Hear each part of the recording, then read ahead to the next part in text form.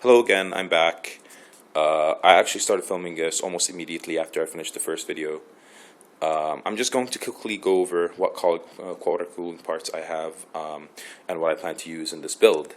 For those of you who know me and saw my Facebook, I already took a picture of them. However, I'm just going to briefly go over what I have, and the reason I'm doing this is because I'm actually going to start water cooling my case today, and I'll go over how that's going to happen in a bit. So to start with, I'm just going to go over pump over here. You can kind of see something else, but yeah, okay. So this is the MCP 655, the Swift Deck variation. Got this, it's pretty decently priced, and it's a solid pump. This is the Vario, the one with the adjustable speed knob. So the reason why I got this is because I've been told that the Bear version, the one without the speed dial, runs at max speed, and some people have been complaining about noises from the pump. So I went ahead and got the Vario just in case I need to tone it down to make the pump a little bit more quiet. For the water block, I'm going to go slightly down the unconventional route. A lot of people tend to use Raystorms or the EK Supreme HF. However, I decided to go on a tangent and get the Bits Power Summit EF block. This is the copper. Sorry, this is not the copper version. They are actually nickel plated at the base.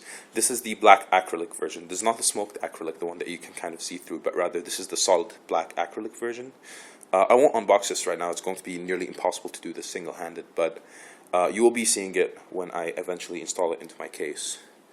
For the water block GPU, I mentioned this in my first video. I'm going to be using the Heat Killer NIBL Whole Edition. Now, the reason why I have a 680 water block, and I said earlier in my video that I have a 670, is because that the 670 is actually a 680 PCB, which is the reason why I got it in the first place, so I can use this block with it. This is an excellent looking block. I must say the finishing on it is amazing. The machine work is precise. I really like this block, and I'm really looking forward to having it installed and seeing what kind of temps I can get with this. So along with the water block, I have the backplate. The reason why I got this backplate because it looks really snazzy. I really like the way it looks. And in addition to that is because I've been seeing some kind of build-up behind my PCB. Also, the PCB honestly is blue. I don't like the PCB color that Gigabyte decided to go with. So instead, I just decided to cover it up with this. So I like the metallic finish of this. I initially wanted to go with the EVGA backplate. However, there have been issues. People found workarounds for it. They sometimes zip tied the backplate to the Heat Killer water block. I wasn't ready to do that, so instead I just decided to take the easy route and got the compatible backplate instead with the water block. For the tubing, I got the Master Clear UV reactive blue tubing. However, I won't be using UV lights with these, so I just got them because they're blue. My build will mainly be blue and black, consistent with the MSI GD65 motherboard. That too is 2 in black, and with the LED as well at the front of the Silverstone case. So that's also blue. So everything should match up rather nicely. So this is 3/8 of an inch ID, 5/8 of an inch ID OD. Sorry. Tubing. This is clear tubing, and the reason I got color tubing is because I'm going to be using clear coolant. Now this is the PrimoChill PC Ice coolant. The reason why I didn't go with distilled water was because, remember, I live at the end of the world. Literally, not at the end of the world, but I live further away than most people who not from most people, but from most water cooling distributors, which means if I run into any issues and have to RMA, it's going to be a major hassle. So I'm going to try to avoid it at all costs. I listen to the water cooling companies for the most part, and I am going to be using clear coolant because it will most probably not void the warranty of the water blocks I have used. I've been in touch with Watercool and Bits Power.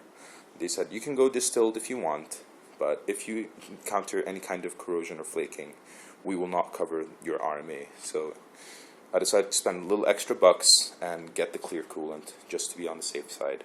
I do not totally approve of this. I agree with a lot of water coolers who use distilled water, but I'd rather not get into any kind of spats with the distributors. So there you go. For the radiator, now this is one of the more interesting components. I'm going to be using the Magical Extreme 540. This is the 180 times 3 radiator. It is massive. It's huge. So just to give you some perspective on how big it is, I'm going to pick it up and put it right next to the top 120 millimeter fan I have in my case. Yeah, look at that. That is roughly how big it is. I don't know if you can tell, but this radiator is massive. It is just, I can't wait to have this up and running. I plan to flush this today, maybe tomorrow. It's going to fit here, right on top of my AP181 fans. Now, in order to do this, I need to slightly mod my case. So here's what I'm going to do. The RV02BW has a slight design flaw when it comes to the front of the case. You can see here, there's the hard disk / optical drive bay here, and it's one solid piece. So if I'm going to mount the radiator down here, it's going to hit this bottom part here. So what I plan to do is I'm going to remove this hard disk cage here, take it to a workshop, to a friend of mine, and just do a cut right about here, maybe a bit higher up, I'm not sure, depends on, because I want to use this slot here, so wherever there's going to be the rests for the, like you see where my hard disk is installed here, I don't know if it's too dark for you to see, but there's a little flap where the hard disk actually sits on. I want to be able to use this flap, so I'm probably going to cut a little bit under it, about here.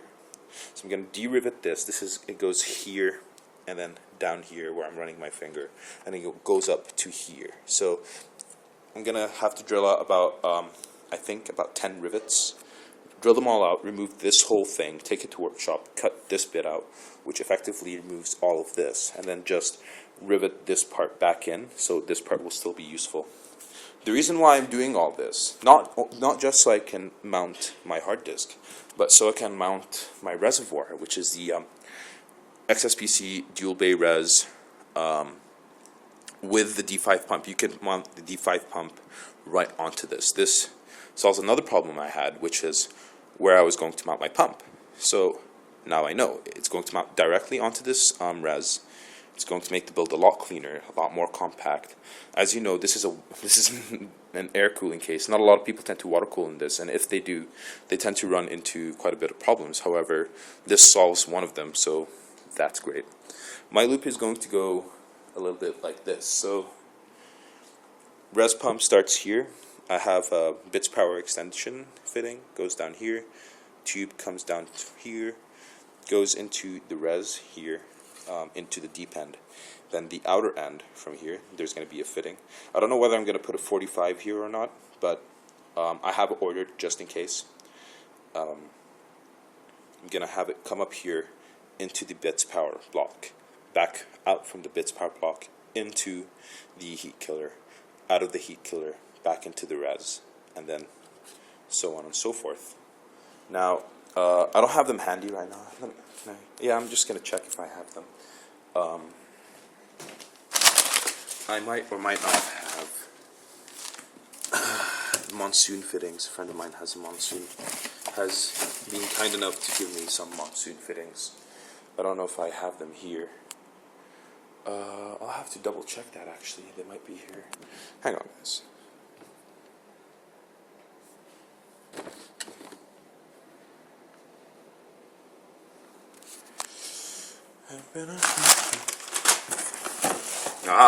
There. So, there you go. A friend of mine has been kind enough to give me his extra monsoon fittings, and he has quite a surplus of them.